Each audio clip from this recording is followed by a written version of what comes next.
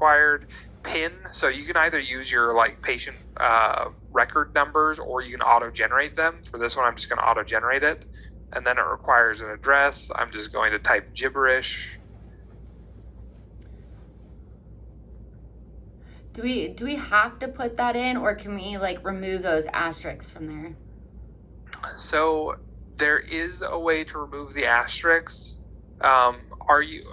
Quick question, are the providers at your location going to be the ones interpreting them, or are they being sent out to a vascular specialist? It just depends on the actual testing. Okay, so if they are going to be sent out to another group, we have to have all of this because this is where they pull their billing information for their portion of doing the interpretation. If they're being interpreted in-house by your own providers, we can remove this because you're probably billing from your EMR anyways. So the system is set up so that you can, once you perform a test, you could send it to a specialist outside of your group if you want, if that's how we have you set up, or you submit it to someone internally. So like Dr. Graff will go over the actual test with the patient, and if the test comes out abnormal or severe and we have to send the patient out, then we send it. But I mean, our other ABIs, we never added like the insurance portion or like the address of the patient, just the basic, because we usually have the address and demographics and all that. Okay. Sending it okay, over. If that's the case, so when I say sending it out to a specialist, I don't mean referring them after. Like if they're getting referred after, it's just whether or not your provider in-house is going over the test and doing the interpretation to determine whether or not they need to be sent to another person. Yeah, so yeah, usually Dr. Graff will end up interpreting the results. Okay, then we'll set it up that way, and we can actually remove it so it won't require the address. You'll still have to have first name, last name, date of birth, sex, and a PIN. Yeah, that's perfectly fine. Okay, so we'll just skip this for now. There are different insurance types. We'll just say if you are billing from your EMR, I just put in scan document. That means you have their documentation already. You don't need to add anything else. Then click Save it next. Okay, so we can do that for all the patients then. Okay. Yeah. Because if your Dr. Graff is interpreting them, this, like I said, this is set up if you're working with an outside group. But if you're not, you don't have to include that information. So that's all the patient demographic information. You just click Schedule Test, click on PAD, and it brings you to your codes page. Yes. So pretty much all insurance companies require a primary indication. You have to have one listed. There are frequently used ones. There are tons of different primary indications. We can set them up to have different codes depending on what you want. So let's say that for our test patient, we'll say they have claudication. Risk factors are not required, but can be helpful.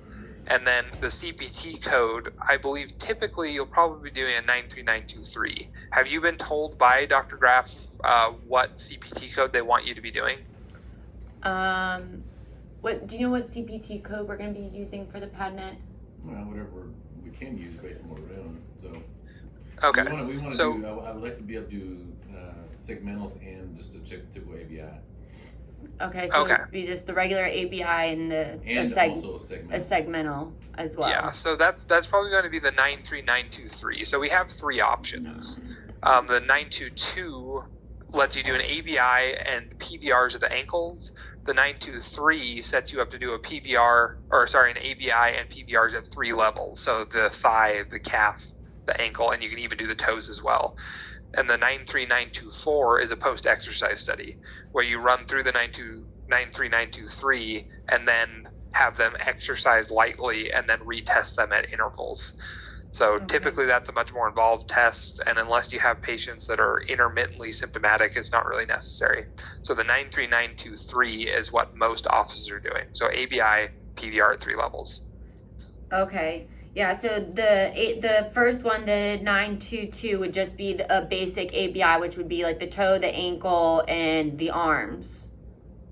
Yeah, so it's an ABI, so the arms and the ankles, a blood pressure, and then it's a PVR at the ankle. Okay.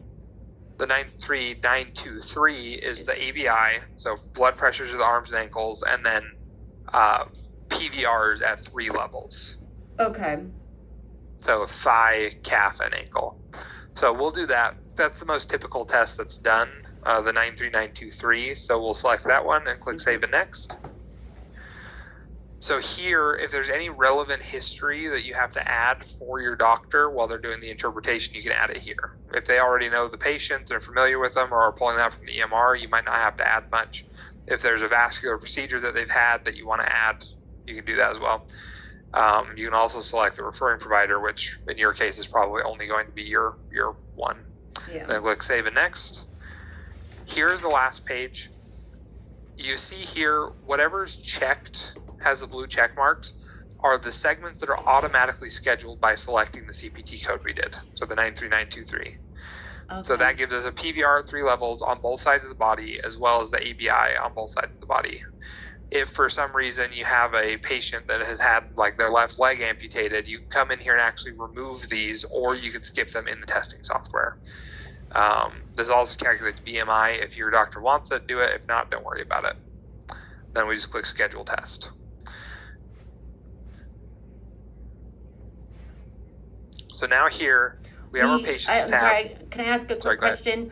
Yeah, absolutely. When we're doing the testing on the patient and like you said, the amputation, does this also apply for when patients are diabetic and they have the device like in their left arm? So we do have a list of contraindications, times where you should not be placing or where you shouldn't be testing patients, period, or just testing certain segments, and we'll send you that as well. But like one example is if someone has had a stent placed, you shouldn't be putting a blood pressure cuff directly over that. Or if they currently have like a DVT or something like that. So we do have a list of those that we'll share with you if Nicole hasn't already sent them, but we can send that over. Okay. Also, like if someone has a dialysis port, a fistula in their arm, we shouldn't be putting a cuff over that arm. Or if someone's had a mastectomy is another one. We're not supposed to be taking blood pressures on the arms on the side that they've had a mastectomy on. But yeah, that's a good question. Okay. So the Patients tab, any patient that's been scheduled, they're in here. You can schedule them again later down the road. All of the tests are going to show up here. So these are the patients that we've scheduled a test for. When we perform the test, they'll show up here where we can submit them to our provider. They'll sit here, and then when they're done being interpreted, you can pull the final reports here. If you want to get rid of them, you just click Archive, and they'll go sit here so they're not sitting there. So if some have to be like read to the patients or whatever, you can use this. You don't have to, but so schedule patients. When we get done with the test, is it instead of like submitting and the interpret tab, is there a way to put it as like a PDF to be able to put it in the chart, or is it just stay on here? Yeah, so you can print it as a PDF, both as a preliminary report, so after you finish it if you want to pull that for some reason, or once the doctor's actually done the interpretation online and added their notes. Okay. You can just pull that and scan it into your EMR. Okay, so here we have our test patient that we're going to do scheduled. So the next thing we want to do is launch the test site. So PadNet testing, padnet.mobi, has to be on a computer that is connected to the Wi-Fi network titled PadNet. So you can schedule patients from anywhere, but to run this testing software, you have to be on this computer connected to the PadNet. Okay. So I'll just use my credentials. We're going to zoom this in just a little bit because this is tiny.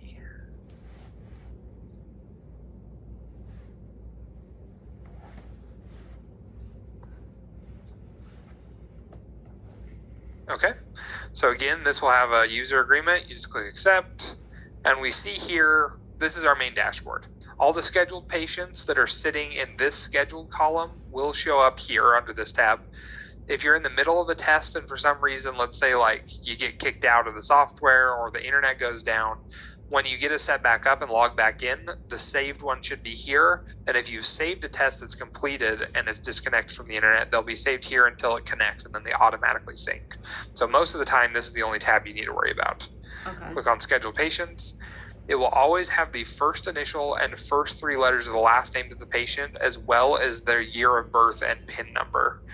So it happens occasionally we get calls from people who have accidentally tested under the wrong patient. There are things we can do to fix it, but it's kind of a pain in the butt. So It's easier on you. Just make sure you click the right patient. So this is the Okay. one we just created. The device is going to 0. This just takes a couple of seconds, and now we can bring in our test patient. We'll get them all hooked up and we'll run the test. Okay.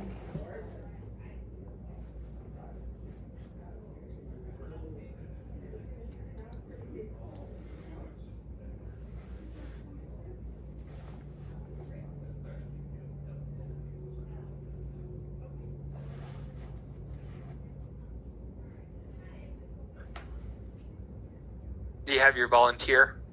Oh yeah, sorry. I'll go Yeah. grab her.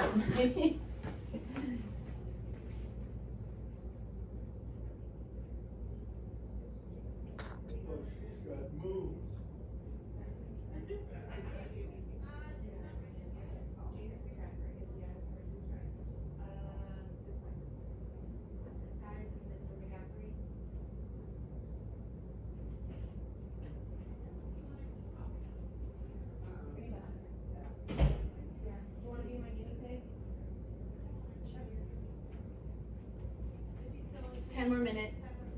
Okay, thank you. Okay. Okay, so for your guinea pig, we want to make sure that they're laying down flat. We want to place all the cuffs. The cuffs come in a couple of different sizes, as you'll see. Yes. On the outside of the cuff, they should be labeled with the segment. The Yeah, smallest open ones, them. the smallest blue cuffs will be the ankle ones.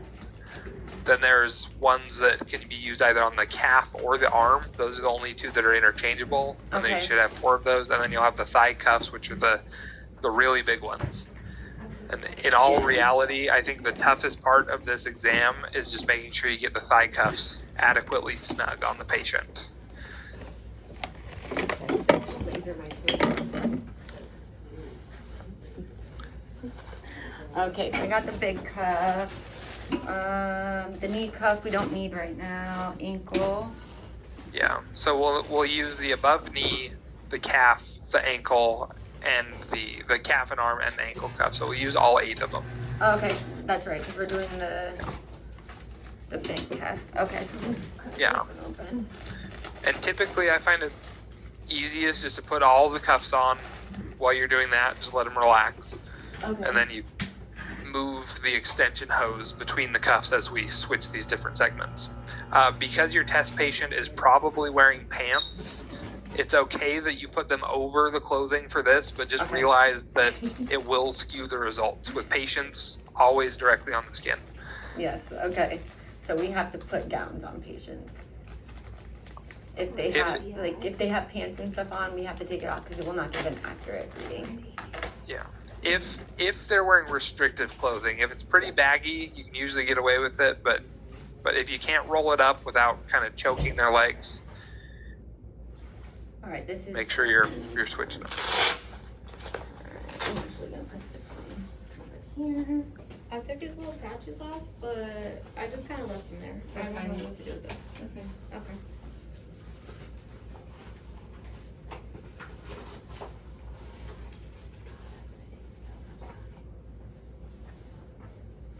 And then this one's above the knee. I want to move the headset from your pocket.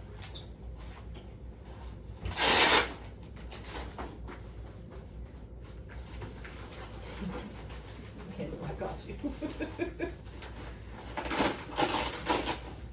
Shit's not work with you. You're like, come on, let's see what I'm doing here.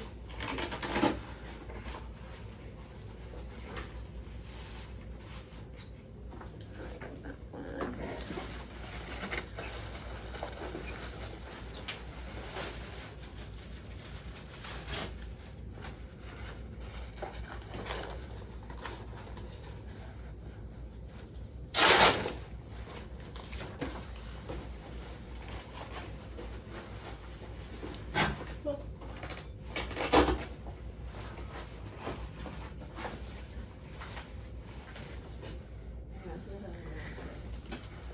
Alright, this is calf and arm, so we can put this one on.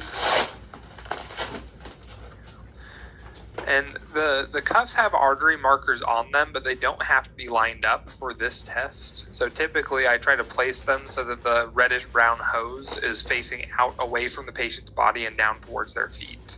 Just makes so it easier to get the, to. the top part of their body, right? Yeah, Is what you're saying? Okay. yeah. As long as they're easily accessible, we just want to make sure that they're not getting like under the limbs or pinched or anything like that, because Yeah. it makes it harder to inflate them. Right, going like that.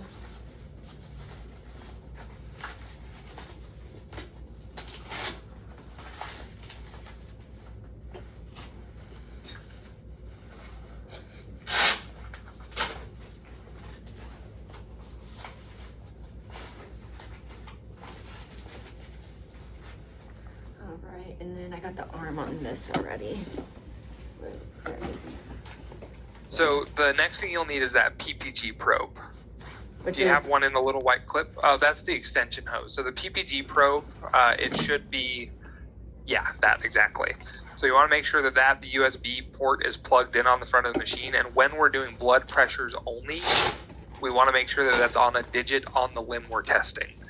So we're going to start with the blood pressure on the right arm. So we just need to make sure that the extension hose is hooked up to the cuff on the right arm, and that the Ppg probe is on the preferably middle finger, on the pad side of the finger. If you open that clip, you'll see where the sensor is, and that wants to go against the pad, right on the fingerprint.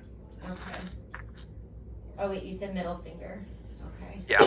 You can, like, if someone has a wound or is missing fingers or anything, you can put it on other fingers. We just get better blood flow in the middle and pointer fingers. Okay. So it usually reads better there. Okay, so I have the right arm hooked up and it's on her right middle finger. Perfect. So here you'll see the list of scheduled segments are all of what were scheduled by choosing that CPT code. So you just click on this first one. This window is the blood pressure window. I'm going to zoom out just a little bit. So we'll see here that you can actually change the maximum minimum pressures. For patients that do not have hypertension, the defaults are fine. It goes up to 180. If you have someone with hypertension, or you're seeing that you're not getting a flat line when we run it, you can actually turn this up all the way to 220 if necessary, but 180 should be fine. Does our test patient have hypertension? Yes, she does. It does. Okay. We'll actually try it at 180 so I can show you what it looks like if we don't get a flat line. So you just click start. You'll see here the pressure in millimeters mercury as it inflates. We see the pulse in the finger here. And as it inflates, we'll get a flat line. We're getting shallower. And then that's where we get an occlusion. Mm-hmm. So you might see some movement, and if your patient has tremors or is moving their hand, you might see a little bit more. But what we're looking for now is consistent waves. So we just wait as it deflates.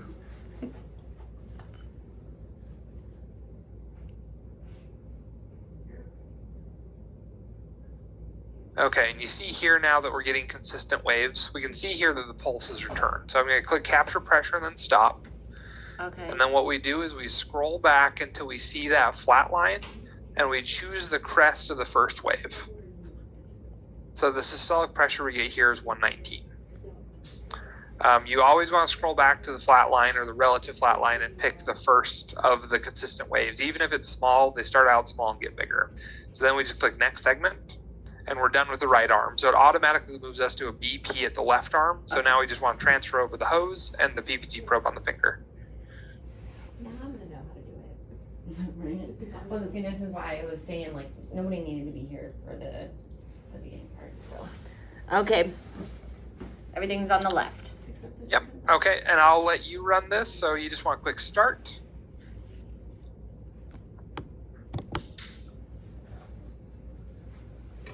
We should see the pulse measured in the finger by that probe as it inflates.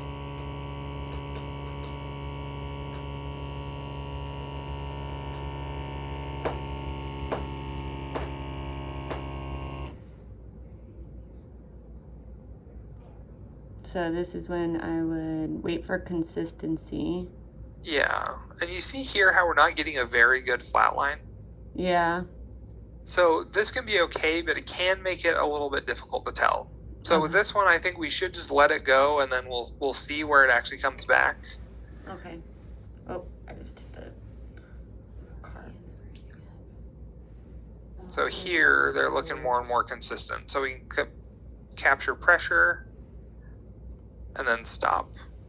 Okay. Oh, I thought you were saying like wait for it to go all the way down and then move it up since it wasn't consistent. Okay. I see what Yeah, you're saying. so what we could do is we could bump it up then. If this were a real patient, that's probably what I'd do. But we can see here that, this is the flat line. We're seeing a little bit of movement here, but here is where we start to see it actually being consistent Gotcha. and growing. So this Okay. one's difficult to see, but this is about where I'd put it. Okay. And it actually happened to be right at about 120. So that's coincidental, but then we'll do next segment. And now we're going to do PVRs. So that little clip on the finger, you can hang that up. You can leave it on their fingers. It's a safe place to keep it. They are expensive, so do not let them dangle, because if you step on it, they're several $100s to replace. So that's not fun. Okay. Now we're just doing a PVR on the right above knee segment. So we just move the hose down.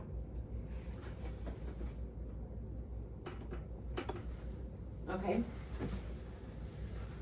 And then here, with these, they're a little different. We'll click start. You see here it has a status that will say inflating, and then here you'll see the pressure. Typically, it will inflate and go to about 90 millimeters mercury and then drop down to 70 and hold constant. Once it levels out at about 70, it will say capturing, and then we'll see a wave start moving across the screen. Oh, okay, which is usually the waveform. Yeah, so this is the PVR wave. What we're looking for is we want to see a consistent wave across the screen, like if it's moving up a bunch and then dropping down. We want to wait until it levels out and then click stop. Okay. So we'll give it just another couple of seconds. Okay, so we see these waves. You see how it steps up and then it kind of steps down. Yeah. We just want to wait until they're consistent across the screen, Okay. Oh, okay. which is these now. look good. So we Yeah. click stop here. See how, and this is a zoomed out version up here. Yeah. So whatever screen we're on when we click next segment, because we can actually scroll back and forth and look and find the best section, which Mhm. happens to be the last one. Whatever screen you're on when you click next segment is the one that gets printed on the report for your provider to interpret. Okay. So always make sure that they're consistent. They don't have to be perfect, but we want them even across. Okay. So like if you went back like towards like the beginning part of it, like when it's outside of the line, let's say it's consistent, but it's all up here, does those red lines move up with it? So those red lines, the computer automatically assigns the average peak heights when Okay. you click stop. But you can actually move those. So if you click anywhere on the screen like I just did, they disappear, and you can click on a peak and a trough that best represents what looks like the average. It gives you the measured amplitude. Okay. So the amplitude or height of the waves as well as the shape are important for interpreting them. So we want to just make sure that they're consistent, they're not bouncing all over. So technically we don't have to do any of the red lines. It should automatically do it. It should, but if they drop it in a place that looks funny, like if you ever see something like this, Uh-huh. obviously just double click and click at a peak and a trough and it captures it. So Okay. typically it should capture it. The computer's really good at doing that. So like based off of that, that's normal because she has that peak and then the little hump. So the peak and the little hump, so this is the diacronic notch. It's a Mhm. little bit more faint than I'd like to see typically, but these are over pants, aren't Yeah, yeah. they? Yeah. So that is diminished from what it would be if it's on skin, and also the amplitude, 8.3 is pretty low. Typically, we'd want to see an amplitude of 15 or greater on a thigh, but again, that's also affected by the clothing. Okay. So we'll hit next segment, and then we're just going to move over to the left above knee segment. Anything else? Nope. This isn't All it? close. All right. You got the check. Okay, and we just click start again.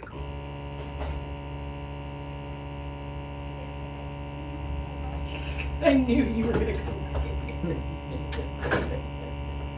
So if you ever see this, and like it's climbing now, but if you ever see it where the pressure looks like it's just like stagnating at a low pressure, Mhm. typically what that means is the cuff isn't tight enough and it's struggling to inflate. So I just stop it and then readjust the cuff. This is fine. It's going okay. It's a little slower, but if you ever see that, it's just stop, readjust the cuff, and rerun the segment. That one's getting much tighter than the other one. It happens most often on the thighs because those big cuffs are the ones that are the hardest to get adequately snug. Okay. Typically, kind of rule of thumb is you You want the cuffs to be tight enough that you can't comfortably put your index and middle finger between the cuff and the patient's skin. If you can easily slide 2 fingers in there, they're a little too loose. Okay. Okay. It's So you good. see here, they're starting to level out a little bit. We can click stop. And then, okay. And again, the shape is okay, but that amplitude is really low. So always, always, always against the patient's skin and keep that cuff snug. Okay. So we'll hit next segment because that one looks okay. And now we're going to move down to the right calf. And I'll let you run these ones completely. Okay.